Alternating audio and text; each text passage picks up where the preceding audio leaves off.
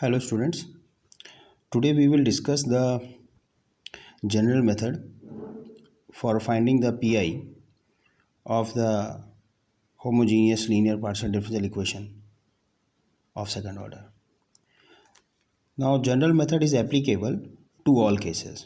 General method को हम सारे केसेस में अप्लाई कर सकते हैं। जिनका हमने पढ़ा है और जिनका नहीं पढ़ा है पीआई पर निकालने का तरीका, उन सारे केसेस में जनरल मेथड अप्लाई होता है।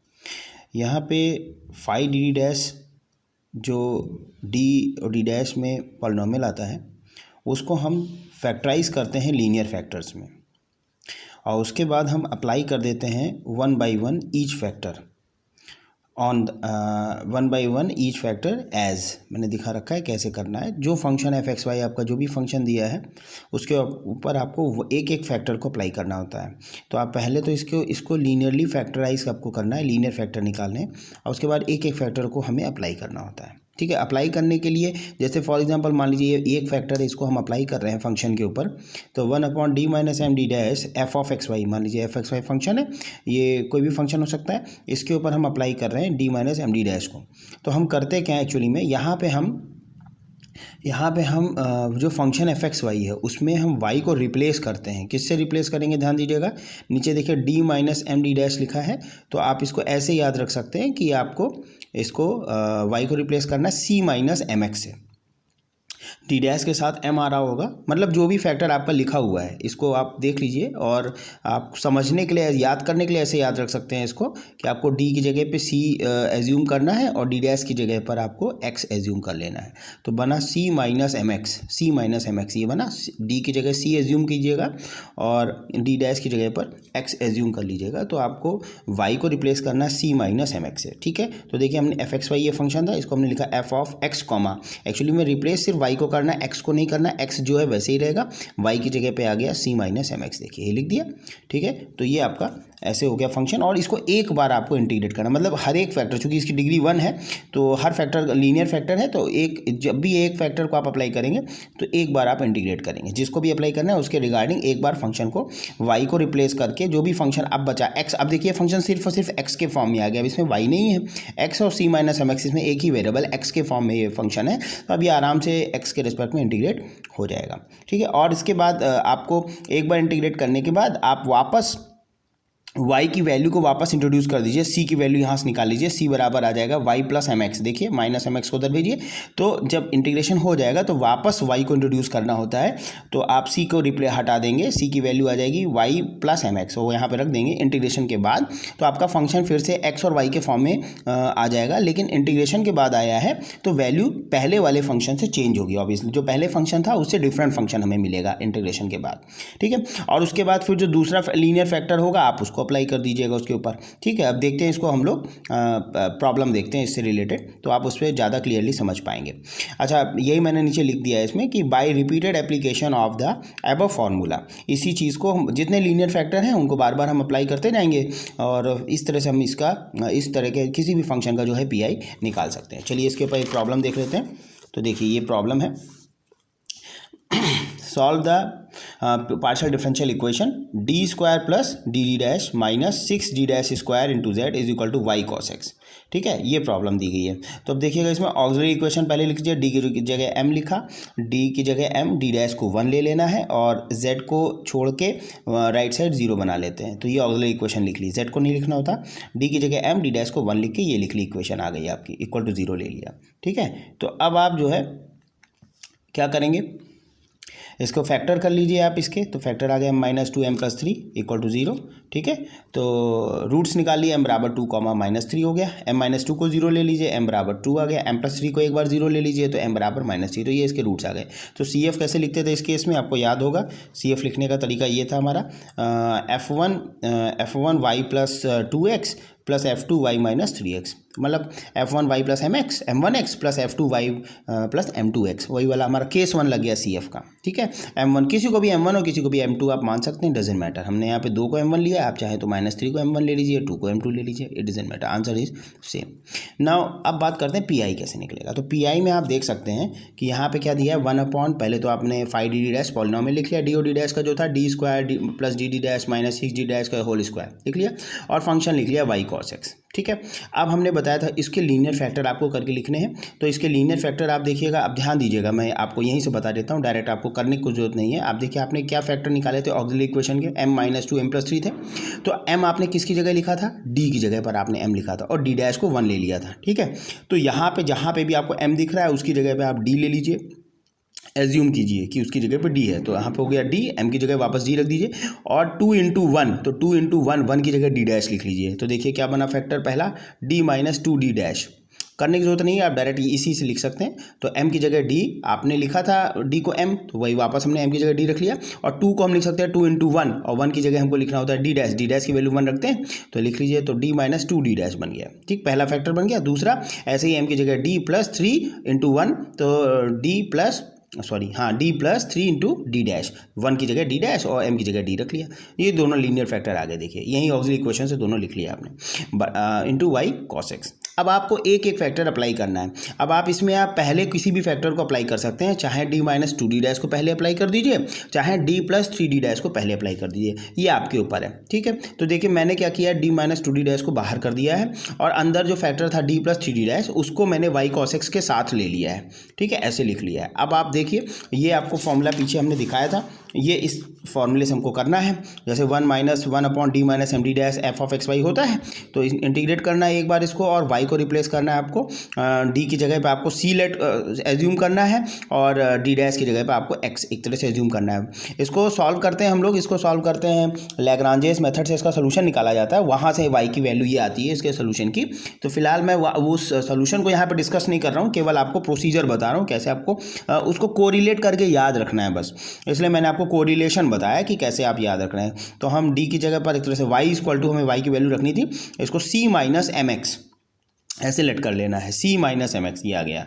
तो देखिए यहाँ पे क्या आ रहा है, देखिए, और एक बार इंटीग्रेट करना है फंक्शन को, तो देखते हैं हमारे पास क्या आ रहा है, रिजल्ट ये आ रहा है। देखिए तो ये लिया, देखिए अब d की जगह c लेट कर लेना था और d डैश की जगह पे x, तो y की वैल्यू किससे रिप्लेस होगी, थी y is replace by c + 3 × x। देखिए c + 3x, तो हमने इस फंक्शन में रिप्लेस किया। यहाँ y कहाँ आ रहा है, y स्टार्टिंग में, तो y की जगह क्या लिखा, c + 3x × cos x। cos x में कुछ नहीं करना, x को कुछ नहीं करना, आपको जहाँ भी y था y की जगह रिप्लेस करना था, और फैक्टर के हिसाब से करना होता है। d की जगह c हमने एज्यूम किया और d डैश की जगह पे हमने x एज्यूम किया। तो ये मैं सिर्फ आपको याद करने के लिए बता रहा हूँ, ऐसा कुछ होता नहीं है। इसका सोल्यूशन लैग्रांजेस मेथड से निकाला गया है, pb + qq = r वाले उस मेथड से। तो खैर मैं आपको याद करने के लिए बता रहा हूँ, इस तरह से आप याद कैसे रखेंगे। तो ये आ गया y = c + 3x। ठीक है, c + 3x, तो हमने y की जगह पर रख दिया इसको, और अब इसको भी एक बार इंटीग्रेट कर लेना है विद रिस्पेक्ट टू x। अब ये फंक्शन देखिए पूरा फंक्शन x के फॉर्म में आ चुका है और इसको आपको इंटीग्रेट करना है। ठीक है, अच्छा, अब मैं यहाँ पे, आप वैसे तो आप चाहें तो आइलेट लगा सकते हैं, फर्स्ट इंटू सेकंड फंक्शन मान के बाई पार्ट्स के थ्रू कर सकते हैं। मैं आपको एक और आइलेट का ही जो जनरलाइज्ड फॉर्म है मैं उसको बताता हूँ। इस फॉर्म में बस यहाँ पे ये ध्यान रखना है, ये फॉर्मूला देखिएगा, u × v dx, integration of u × v dx is equal to, तो यहाँ पे u क्या है देखिएगा, here u is power of x। अगर कभी भी x की पावर का फंक्शन लिखा है और दूसरा फंक्शन v e की पावर x हो सकता है, sin x cos x हो सकता है, इस तरह का कोई भी फंक्शन हो सकता है, तो उस केस में जो x की पावर का फंक्शन है उसको आपको u मान लेना है, और जो x की पावर का के अलावा जो दूसरा फंक्शन है जिसको इंटीग्रेट करना है, एक्चुअली x की पावर के फंक्शन को हम डिफरेंशिएट करेंगे और जिसको हमें इंटीग्रेट करना है उसको हम v मान लेते हैं। ठीक है, तो u उसी को मानना है जो x की पावर का फंक्शन हो। तो ये फॉर्मूला कुछ इस तरह से चलेगा, आइलेट को ही जनरलाइज फॉर्म में लिख दिया है, बार बार अप्लाई ना करना पड़े आपको। तो ये क्या बन जाएगा, देखिए uv1 minus u'(v2) plus u'(v3). Next आएगा, अब देखिएगा यहाँ प्लस माइनस अल्टरनेट चलेगा, पहला प्लस है दूसरा माइनस, फिर प्लस है तो अगला टर्म माइनस में आएगा, और ऊपर देखिए डैश बढ़ते जा रहे हैं, u के ऊपर डैश लग रहे हैं, डैश का मतलब डिफरेंशिएशन है विद रिस्पेक्ट टू x। ठीक है, और डैश के अलावा जो v1 v2 v3 लिख रहे हैं ये इंटीग्रेशन है with respect to x। v1 का मतलब पहली बार इंटीग्रेट किया है, v2 का मतलब v1 को फिर इंटीग्रेट किया तो v2 आया, v2 को फिर इंटीग्रेट किया तो v3 आएगा। ठीक है, ऐसे ही पहली बार में तो u लिखा था आपने x की पावर का फंक्शन, फिर उसको पहली बार डिफ्रेंशिएट करेंगे तो u डैश आएगा, फिर u डैश जो आया है जो पहली बार डिफ्रेंशिएट करने पर आया था उसको फिर डिफ्रेंशिएट करेंगे तो u डबल डैश आएगा, दो बार डिफ्रेंशिएशन हो गया u का, u डबल डैश का मतलब। ठीक है, एंड सो ऑन, ऐसे चलता है। तो v को हमें इंटीग्रेट करना है और u जो है पावर x की पावर का फंक्शन होता है जिसको इट इज़ डिफरेंशिएटर, इसको हम डिफरेंशिएट करते हैं। चलिए इसी फॉर्मूले को हम अप्लाई करते हैं। तो u v1 minus u dash v2। अच्छा, ये फॉर्मूला कब तक चलेगा? आप सोच रहे होंगे डॉट डॉट लगाए तो पता नहीं कहाँ तक जाएगा। ये फॉर्मूला डिपेंड करता है हमारा u का फंक्शन, क्योंकि जो फंक्शन v है वो तो इंटीग्रेट हो रहा है तो उसकी वैल्यू तो बढ़नी है ऑब्वियसली, वो ख़त्म नहीं होने वाला। लेकिन यहाँ पे वही फंक्शन वैनिश होगा जिसको हम डिफ्रेंशिएट कर रहे हैं, और जो x की पावर का फंक्शन है, इसीलिए हमने बताया कि u हम मानते हैं x की पावर के फंक्शन को। ठीक है, तो ये after a certain terms, after a certain number of terms, ये डेफिनेटली हमारा जो u का टर्म है जिसको हम डिफ्रेंशिएट करते जा रहे हैं वो ख़त्म हो जाएगा। तो जहाँ पे u ख़त्म होगा वहीं पे हमारा ये प्रोसीजर उतने टर्म्स तक जाके रुक जाएगा। ठीक है, अब देखते हैं, इधर आ जाइए। तो देखिए ये हमने क्या किया, देखिए यही हमने फॉर्मूला लगाया। अच्छा, यहाँ पे देखिएगा c+3x है ना, इसको यही है x की पावर का फंक्शन है, तो ये पूरा एक साथ लिखा है। तो आप इस पूरे को आप समझ लीजिए कि ये u है। आप थोड़ी देर के लिए इसको समझिएगा, ये u है। ठीक है, और ये जो cos x है इसको आप समझ लीजिएगा ये v है। cos x को हमने मान लिया v और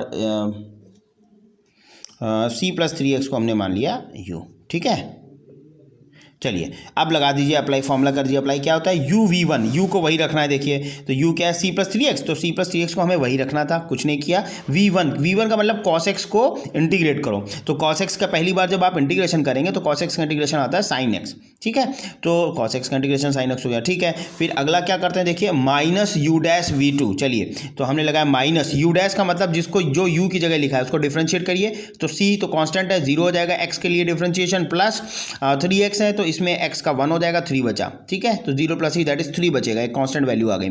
और इसके बाद आता है u' के बाद आता है v2। देखिए u' के बाद क्या था, v2, मतलब v1 को फिर से इंटीग्रेट करो, जो v1 आया उसको फिर इंटीग्रेट करो। तो देखिए यहाँ पे v1 क्या आया था हमारे पास, sin x आया था ना, sin x को फिर से इंटीग्रेट करो।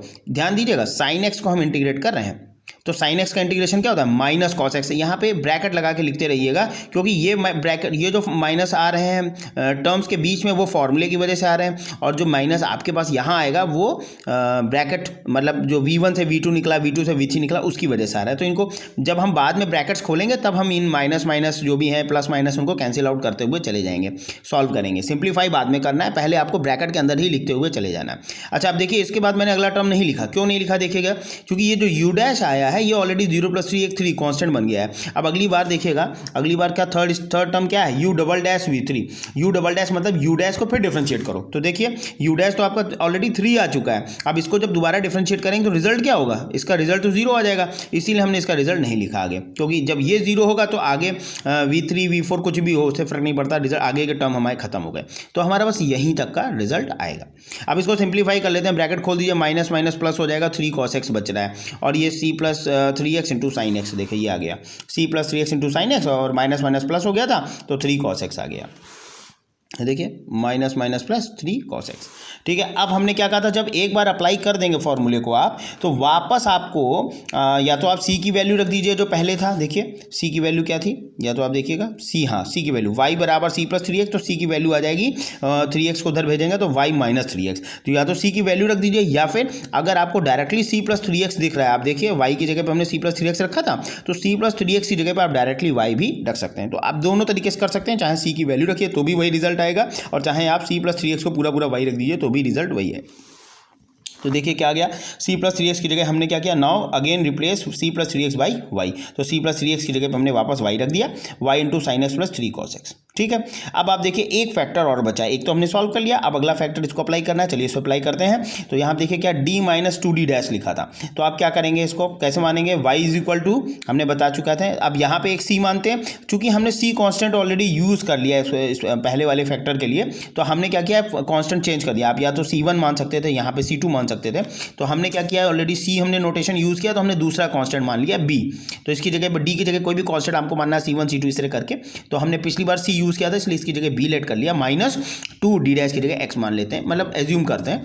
तो हमारा आ गया c is equal to b -2x। ठीक है। तो अब हम इसको अप्लाई करेंगे, तो y को हम y की जगह इस फंक्शन में y की जगह पहले रखेंगे b माइनस 2x और एक बार इसको इंटीग्रेट कर देंगे पूरे फंक्शन को।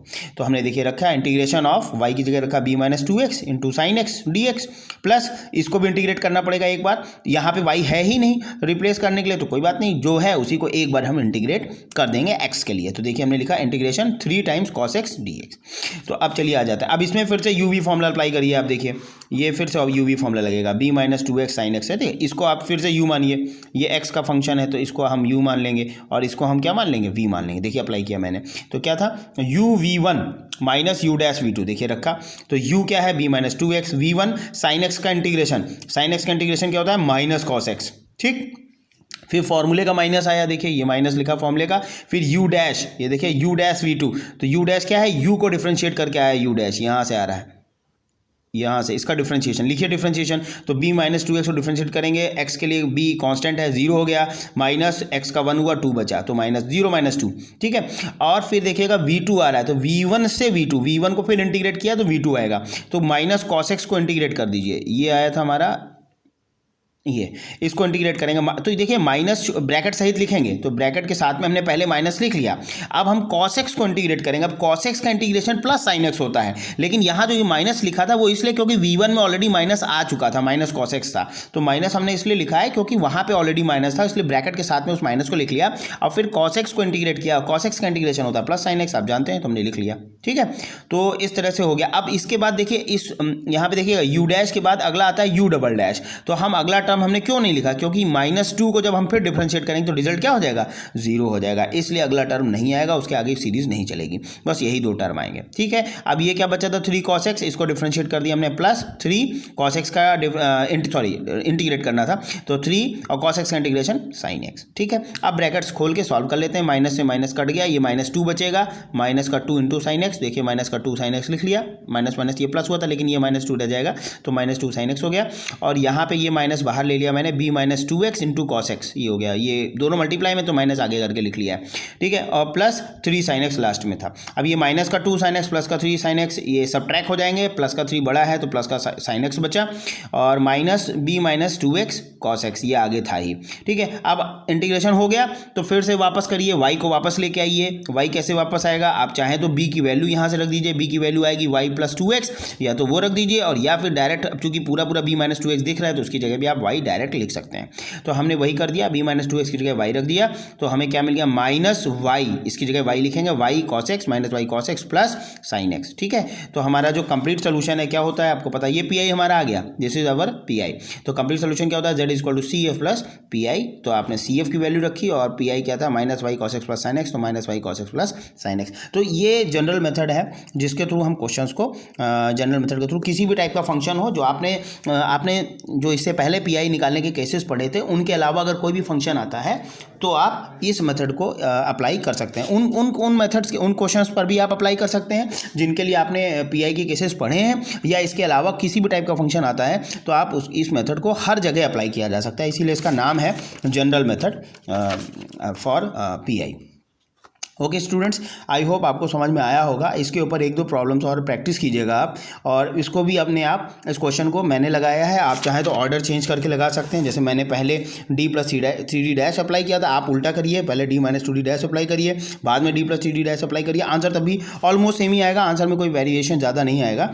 और थोड़ा बहुत अगर वेरिएशन आता भी है तो वो सब आपका यहाँ CF में जो आपके आर्बिट्रेरी फंक्शन आते हैं ना, F1 F2, वो वेरिएशन इमैटेरियल हो जाता है, क्योंकि यहाँ पे ऑलरेडी आर्बिट्रेरी फंक्शंस आए हुए हैं जिनमें वो इनकॉर्पोरेट हो जाता है, तो इससे कोई इफेक्ट नहीं पड़ता, आपके मार्क्स पे कोई इफेक्ट नहीं आएगा। ये भी एक इंपॉर्टेंट क्वेश्चन है, इस तरह का क्वेश्चन आ सकता है एग्जाम में, तो इसकी प्रैक्टिस अच्छे से कीजिएगा, ठीक है। Thank you. इसके अलावा भी कुछ प्रॉब्लम और प्रैक्टिस कर लीजिएगा। तो आज के लिए इतना ही, थैंक यू।